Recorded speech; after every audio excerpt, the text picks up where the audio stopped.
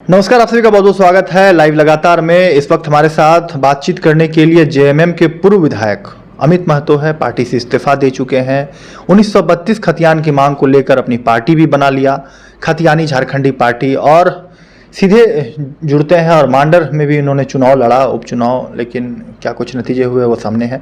लेकिन ज्वलंत मुद्दा इस वक्त यही है कि राजनीतिक संकट राज्य में जिस तरीके से चल रही है, मुख्यमंत्री के पद को लेकर, हालांकि उनके भाई के बसंत सोरेन की भी सदस्यता को लेकर आज इलेक्शन कमीशन ऑफ इंडिया की तरफ से फैसले आने हैं।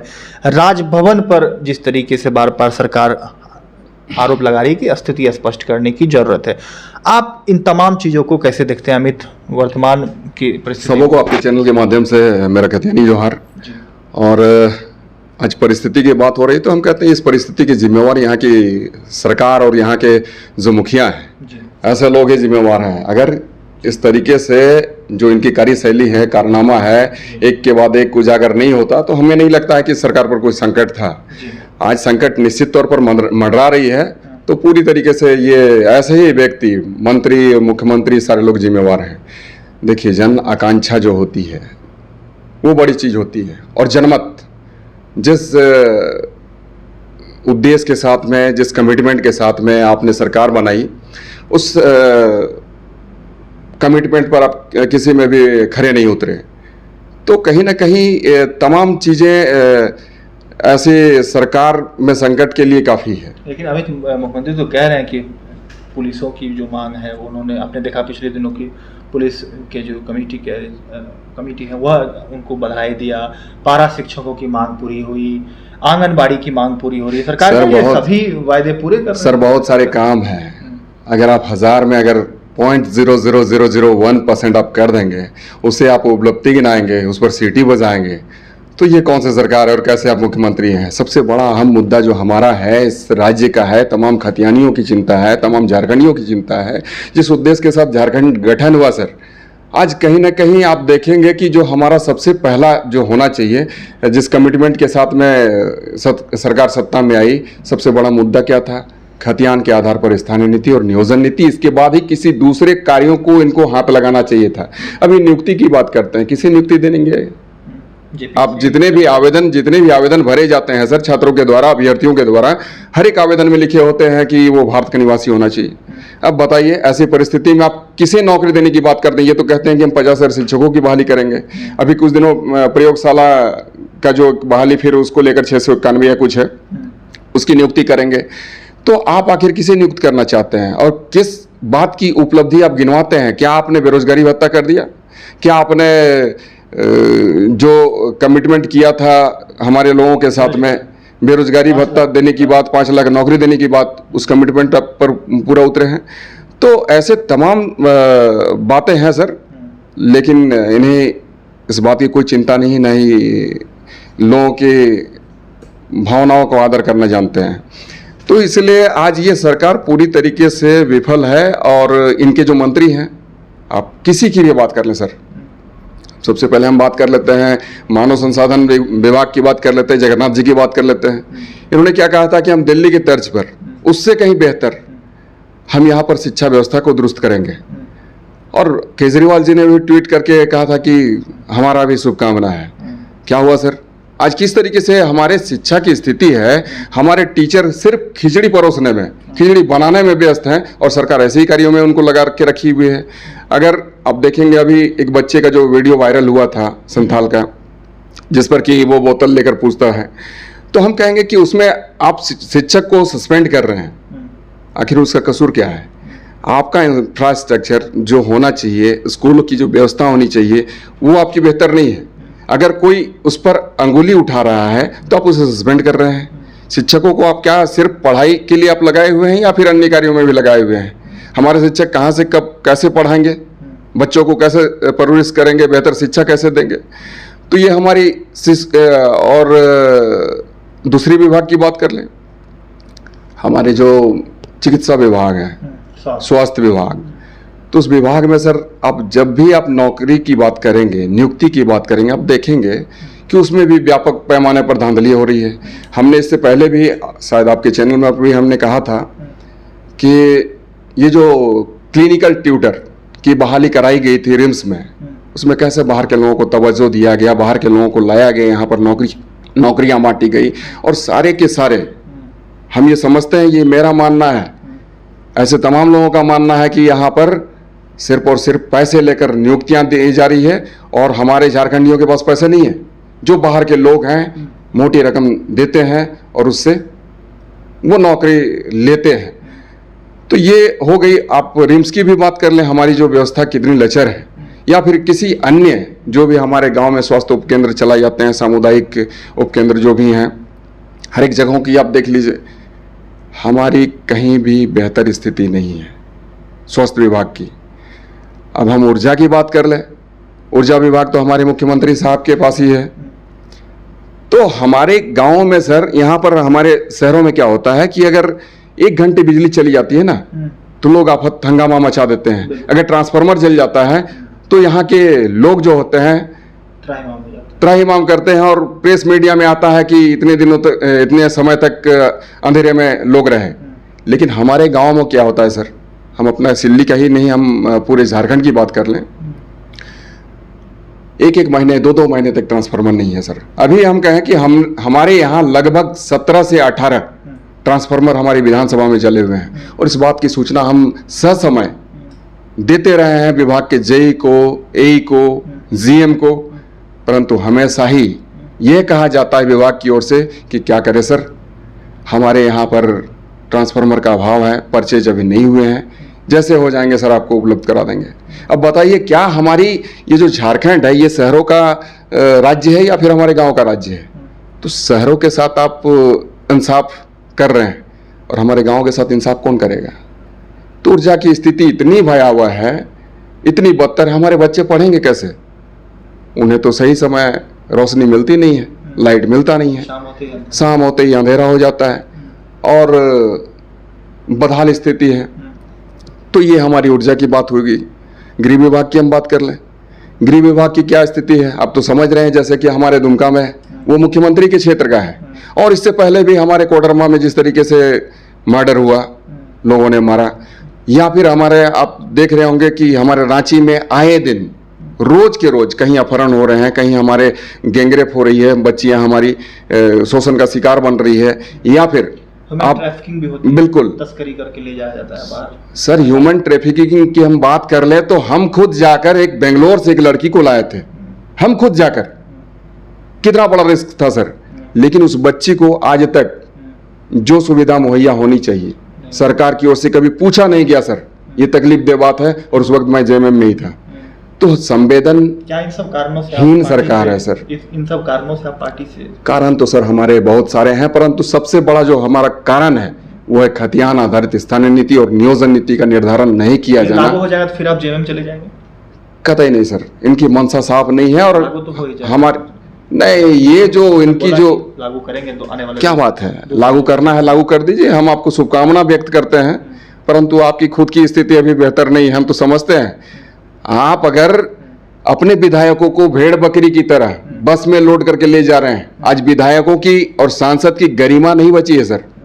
अगर गरिमा बची होती, आप में अपना कॉन्फिडेंस होता, अपने में विश्वास होता, तो इस तरीके से आप अपने विधायक और सांसद को भेड़ बकरी की तरह लाद करके आप खूंटी नहीं ले जाते और उसमें आप सीटी नहीं बजाते। तो पिकनिक कराने घुमाने ले गए, आज से पहले कभी ऐसा मौका नहीं मिला क्या पिकनिक कराने का? किस बात की खुशी सर, किस बात की खुशी? हमारे यहाँ बच्चियों का रोज के रोज हो रहा है, बलात्कार हो रहा है, बच्चियों के साथ में अगजनी की घटना घट रही है और उसको जलाया जा रहा है। आज आप हमारा पूरा झारखंड आंदोलित है सर खतियान के मुद्दे पर। एक एक व्यक्ति आज सड़क में है, उतरने को बाध्य है। एक एक यहाँ की जो गिरी हुई कानून व्यवस्था से सब त्रस्त है, और आप सीटी बजा रहे हैं। किस बात की खुशी आप दर्शाना चाहते हैं? कि आपके साथ विधायक है? विधायक तो हैं, तभी तो आपने सरकार बनाया है। तो आप कहाँ लूज कहाँ कर रहे हैं, अपनी विश्वास को कहाँ खो रहे हैं? ये कहीं ना कहीं आपको ऐसा लग रहा है कि आज हमारे विधायक शायद हमारा साथ छोड़ रहे हैं, इसीलिए आप एक जगह इकट्ठा कर कुर्सी दर्शा रहे हैं। लेकिन उनकी ओर से कहा जा रहा है ईडी, सीबीआई, इनकम टैक्स गलत तरीके से इस्तेमाल किया जा रहा है, सरकार को अपदस्थ करने की तैयारी, साजिश चल रही है। सर आपको बता दें, ईडी सीबीआई वालों को हम बहुत बहुत धन्यवाद देना चाहते हैं, उसको हम सैल्यूट करना चाहते हैं। इन्होंने काफ़ी बेहतर काम किया है और कर रहे हैं। हम उनको अपनी शुभकामना देते हैं। ये काम उनको काफ़ी पहले करना चाहिए।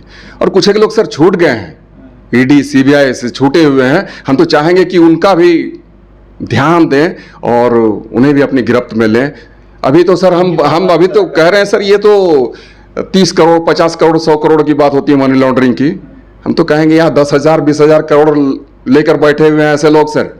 ईडी सीबीआई बेहतर तरीके से जांच करे तो यहाँ पर जितना खो देंगे उतना मिलने को है। ये हमारा झारखंड भी ऐसे ही है, खनिज संपदा से प्रचुर है। हमारे यहाँ के लोग भी ऐसे हैं, बड़े बड़े पॉलिटिशियन ऐसे हैं जो अपने आप को बहुत बड़ा पॉलिटिशियन कहते हैं।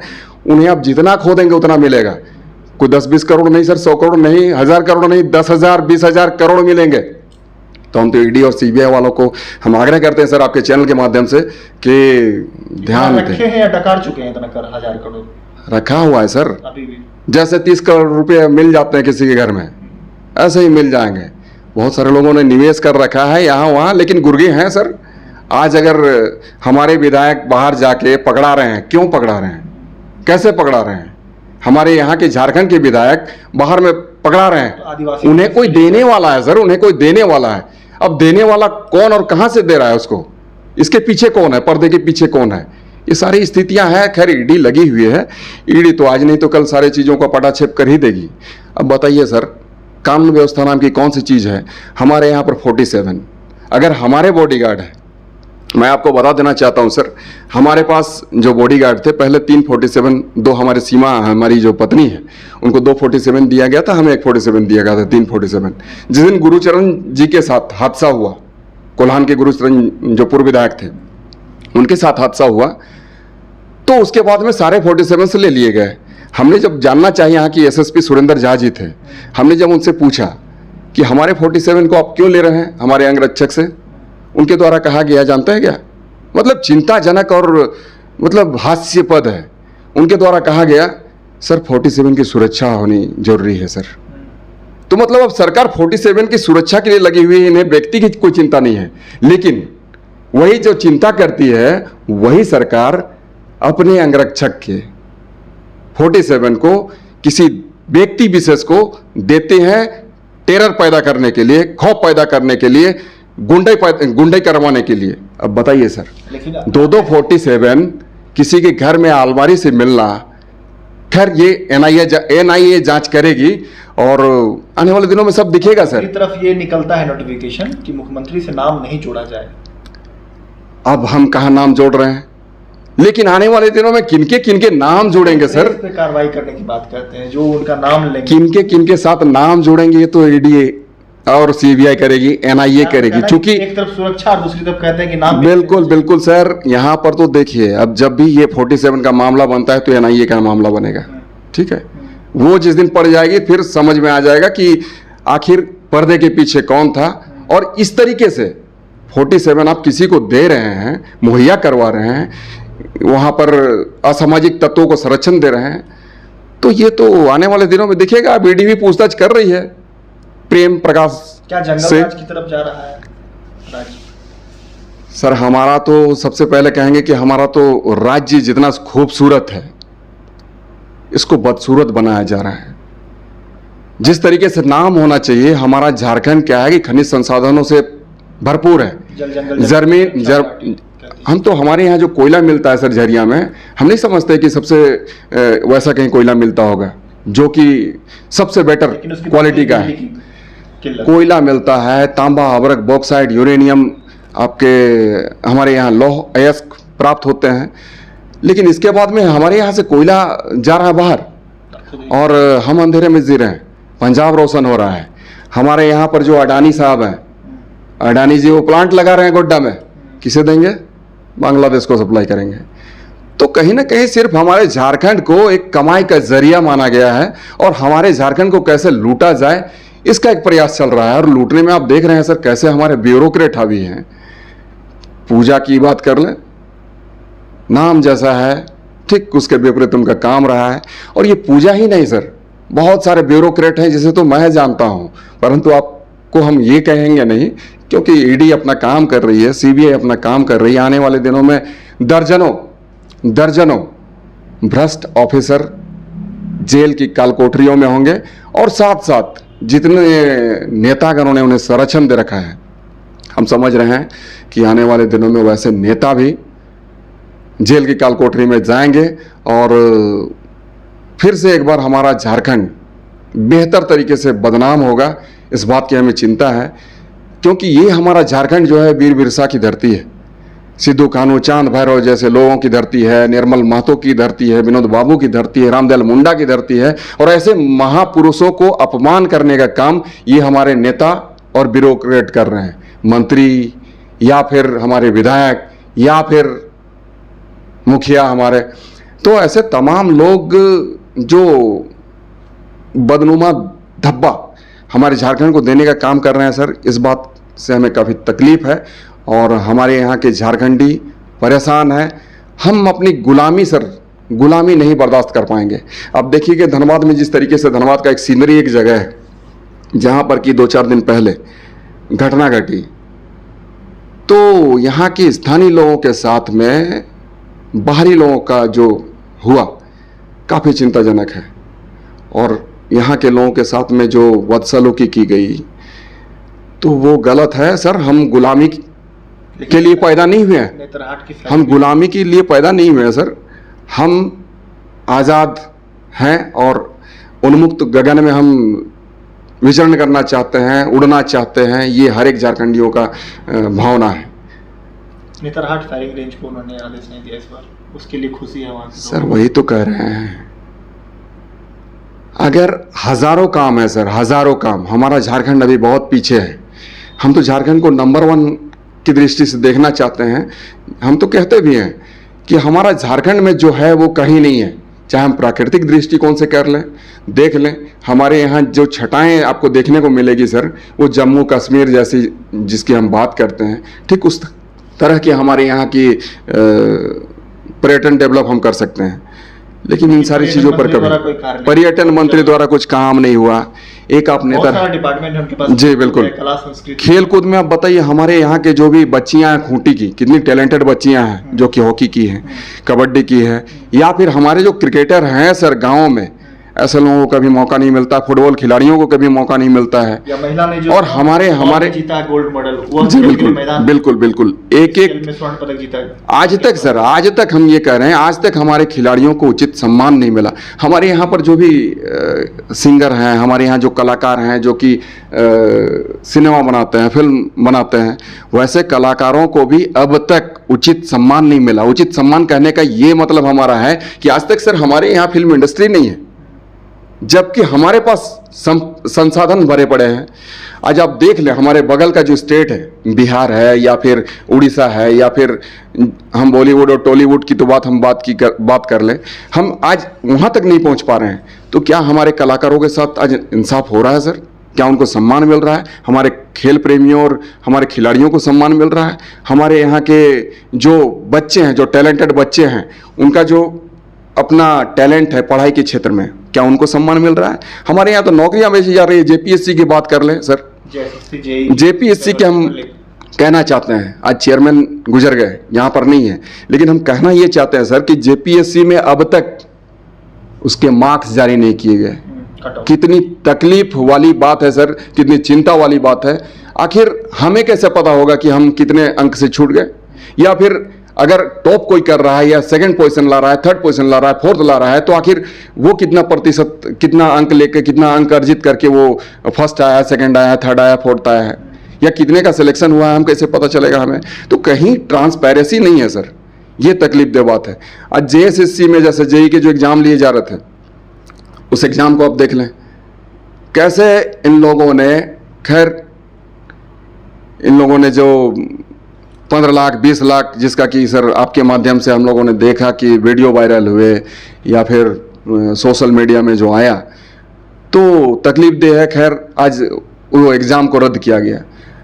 हमारे कुछ एग्ज़ाम को इन लोग तैयारी कर रहे थे बाहर में लेने की, चिकित्सा विभाग वाले, ये कोलकाता में एग्ज़ाम लेना चाह रहे थे। अब बताइए ये क्या तरीका है? हमारा स्टेट है, इस स्टेट में हम आज बेहतर ज़िंदगी की तलाश कर रहे हैं। हमारे यहाँ के बच्चे जो कि बाहर जाके हरियाणा, हैदराबाद, तमिलनाडु, गुजरात जाके काम करते हैं, किसी के खेतों में काम करते हैं, कहीं रिक्शा चलाते हैं, कहीं खोमचा वाली मजदूरी काम करते हैं, तो किसी के फैक्ट्री में काम करते हैं। तो हमारे यहाँ क्या संभावना ही नहीं है सर? हमारे यहाँ संभावनाएं असीम है, लेकिन हमारे यहाँ पर बैठे मुखिया को इस बात की कोई चिंता नहीं है। पूरा झारखंड हमारा जल रहा है, पूरा झारखंड जल रहा है, बेरोजगारी के नाम पर, गरीबी के नाम पर, भुखमरी के नाम पर, आगजनी के नाम पर।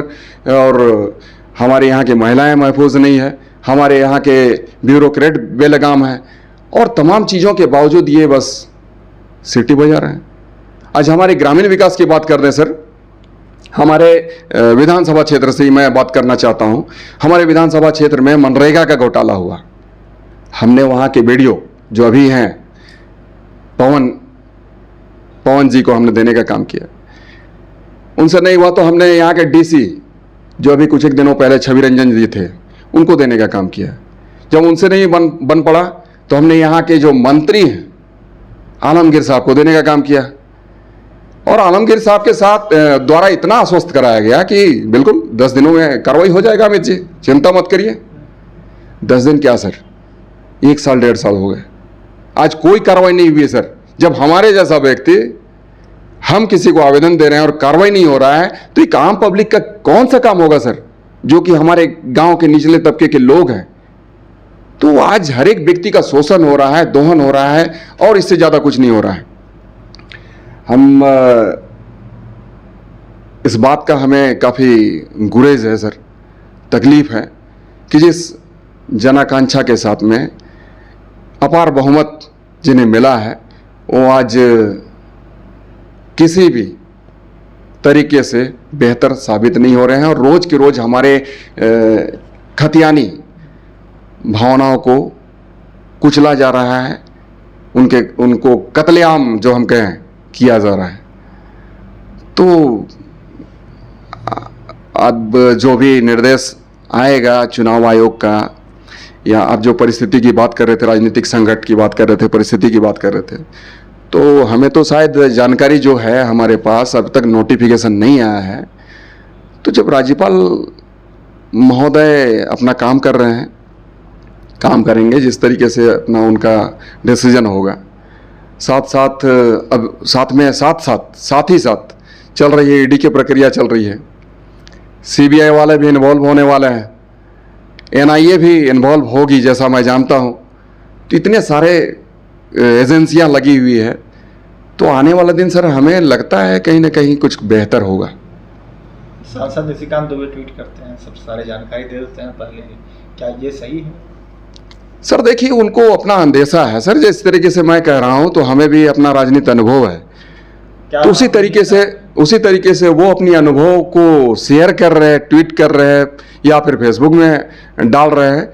तो हर एक का सर अपना अपना अनुमान एक होता है। क्योंकि आज जैसे कि मैं 20 साल से राजनीति में हूँ, तो हमारा खुद का एक अनुमान है। जैसे कि हमने कहा कि अब एनआईए इन्वॉल्व होगा 47 वाला केस में, हमें लगता है कि सीबीआई भी कुछ दिनों में इन्वॉल्व होगा, तो हेमंत जी वाला केस में। तो अभी जो बसंत जी का मामला है, चाहे प्रेम प्रकाश का मामला है, या फिर पंकज मिश्रा जी का जिस तरीके से अभी गिरफ्तारी हुआ है, उनसे भी बहुत सारे राज खुले हैं। अभी आपके पूजा सिंघल का भी हमें याद है, अखबार में हमने देखा था, उसमें एक सेंटेंस था कि पूजा के व्हाट्सएप चैट राज्य के पावरफुल लेडीज के साथ होता था। तो ऐसे बहुत सारे लोग आने वाले हैं सर अभी, और सब के सब ईडी के रडार में हैं, सीबीआई के रडार में हैं, एनआईए बख्शेगी नहीं। और हम फिर से उनको बहुत बहुत धन्यवाद देते हैं, ऐसे एजेंसियों को, और इस तरीके से काम होना चाहिए ताकि आने वाले जो भ्रष्टाचारी हैं वो आने वाले नहीं हो। तो असली खेला और होगा? बिल्कुल, असली खेला नहीं सर, ये काम है सर, ये उनकी ड्यूटी है। खेला तो हम लोग कह लेते हैं कि फुटबॉल खेलना है, क्रिकेट खेलना है, तो हम खेला नहीं कहते हैं सर। ये बहुत गंभीर और चिंताजनक विषय है, और इस पर काम होना चाहिए। आज ईडी बेहतर काम कर रही है, सीबीआई करेगी, एनआईए लगेगी। तो ये सर हम चाहते थे कि जो भी बचे खुचे हैं उनको भी करे, काम करे, लपेटे नहीं। लपेटना होता है कि गलत तरीके से किसी को फंसाना, उसे हम लपेटने की संज्ञा देते हैं। सरकार तो यही करे कि साजिश किया जा रहा है सरकार को पदस्थ करने की, लेकिन सारे साजिश नाकाम हो। सरकार तो सर ये भी कहती है कि आदिवासी मुख्यमंत्री को परेशान किया जा रहा है, आदिवासी की सरकार को परेशान किया जा रहा है। सर आदिवासी अकेले ये नहीं है, आदिवासी हमारे यहाँ की करोड़ों जनता है। आज आपने क्या किया आदिवासियों के साथ में, हमारे यहाँ मूलवासियों के साथ में, खतियानियों के साथ में क्या किया है? ऐसी बात नहीं है। आप तो जहां पहुंचना था सर, आदिवासियों ने और मूलवासियों ने आपको एक सिंहासन दिया, मुख्यमंत्री बना दिया, तो और इससे बेहतर आपको क्या दे सकती है सर? अब ऐसा थोड़ी है कि आप प्रधानमंत्री आप बन जाएंगे। तो आदिवासियों ने जो काम कर दिया है, यहाँ के लोगों ने जो काम कर दिया है, खतियानियों ने जो काम कर दिया है, उसके तो आपको सम्मान करने चाहिए। और ये बात ना कहें कि आदिवासी की सरकार है। इससे पहले भी बहुत आदिवासियों को हमने देखा है सर, चाहे अर्जुन मुंडा की सरकार की बात कर ले, वो भी आदिवासी थे। बाबूलाल जी की बात कर ले, वो भी आदिवासी थे। मूलवासी भी यहाँ के सुदेश महतो जी हैं, मूलवासी है। ऐसे लोगों को भी हमने देखा है सर। ऐसे लोगों ने क्या कर दिया हमारे झारखंड के लिए। तो फिर आप कौन से हैं? आप भी आदिवासी हैं, आपने क्या किया? तो इसीलिए इस तरीके की ये बात जो भी करते हैं तो ये हास्यास्पद है, हास्यास्पद है। तो इस तरीके से बात नहीं करना चाहिए। आपको जिस उद्देश्य के साथ में, जिस कमिटमेंट के साथ में आपने सत्ता को संभाला है, और हम जानते हैं आपने कौन कौन सा कमिटमेंट किया था, आप तो वो कुछ कर नहीं रहे हैं। हम ये जानते हैं वो शुरू से सीटी बजाने वाले थे, सीटी बजाते थे, कलाकार थे। पर कला की गरिमा सर वहाँ शोभा देती है जहाँ उसकी ज़रूरत हो। ठीक है, आप सीटी बजाइए, ताली बजाइए, नाचिए, गाइए, लेकिन वैसे ही परिस्थितियों में आज ये परिस्थिति नहीं है। हम ये आपसे सिंपल सा चीज़ एक कहेंगे सर, अगर हमारे घर में, हमारे गांव में मातम पसरा हुआ है, घरों में किसी के घर में मृत्यु हुई है 4 लोगों की, 5 लोगों की, और आप वहाँ अपने, अगर आपकी महबूबा वहाँ सांत्वना देने आती है और आप वहाँ पर कहेंगे ढिंका चिका गाना गाएंगे तो बेहतर होगा क्या? तो सर आज ये गाना गाने का अवसर नहीं है, आज ये सीटी बजाने का अवसर नहीं है, आज बंसी बजाने का अवसर नहीं है। आज आपको सिर्फ और सिर्फ जो कमिटमेंट के साथ में आपने सत्ता को संभाला है, उस कमिटमेंट को पूरा करने का समय है। वज्रपात से भी मौत की बात है, वज्रपात से मौत होती, कोई सुविधा नहीं थी सर। हमारे यहाँ आए दिन, चूँकि हम सर गांव में जो भी व्यक्ति हैं वो अपने खेत खलियान जाते हैं, और गरीब व्यक्ति ही वज्रपात का शिकार होते हैं। कभी आप नहीं देखेंगे कि कोई धनी संपन्न व्यक्ति वज्रपात से मारा गया हो। और वज्रपात में जो राहत आपदा फंड से जो 4 लाख रुपये दिए जाने का प्रावधान है, तो हम तो चाहते हैं कि सर जैसे वो व्यक्ति वज्रपात का शिकार होता है, अविलंब मतलब तत्काल उसे सरकारी सहायता का लाभ दिया जाना चाहिए। गरीब व्यक्ति सर, गरीब को आप देखेंगे तन में कपड़ा नहीं है, खाने को खाना नहीं है, वो व्यक्ति मर जाता है, किसी का गार्जियन मर जाता है जी। हमारे यहाँ सर, हमारे इस विधानसभा में 3-4 व्यक्ति हर वर्ष इसका शिकार होते हैं। हमारे सिल्ली में एक बासुडी है, वहाँ पर अभी 25-27 साल की लेडीज़ मर गई कुछ एक दिनों पहले। उससे पहले सर हमारे यहाँ एक रुगड़ी हाट जगह है, वहाँ पर अमृत महतो नाम का एक आदमी मर गया। आज एक सायाटांड जगह है, कल उसकी मौत हुई बेचारी, वो भी हमें लगता है सर 35-40 के करीब की लेडीज़ थी, वो मर गई।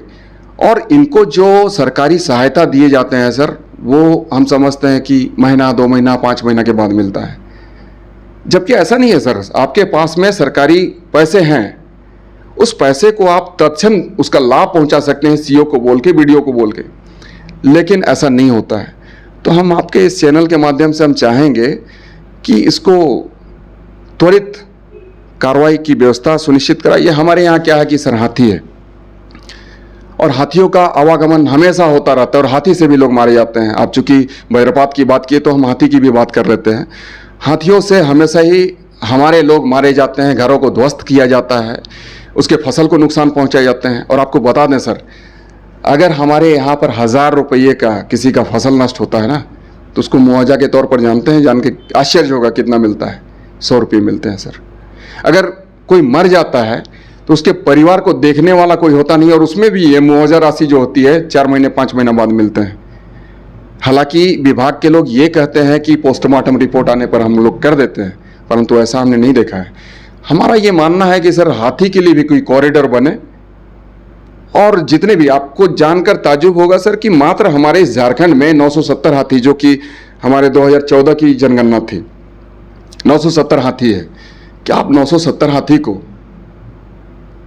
5,000 10,000 एकड़ जमीन देकर उसे उस जमीन पर नहीं रख सकते हैं? यही हाथी रोज के रोज ही आए दिन उत्पात मचाते हैं और हमारे गांव के लोगों को मारते हैं। हम तो ये कहेंगे सर, उग्रवादी गतिविधियों से जितने लोग नहीं मारे जाते हैं, उतने कहीं हमारे क्षेत्र में, ग्रामीण क्षेत्र में हाथियों से मारे जाते हैं। तो इसकी व्यवस्था, आप जो ऐसे 4 लाख रुपये मुआवजा देते हैं, आप समझ सकते हैं कि पूरे झारखंड में आप कितना मुआवजा बांटते होंगे।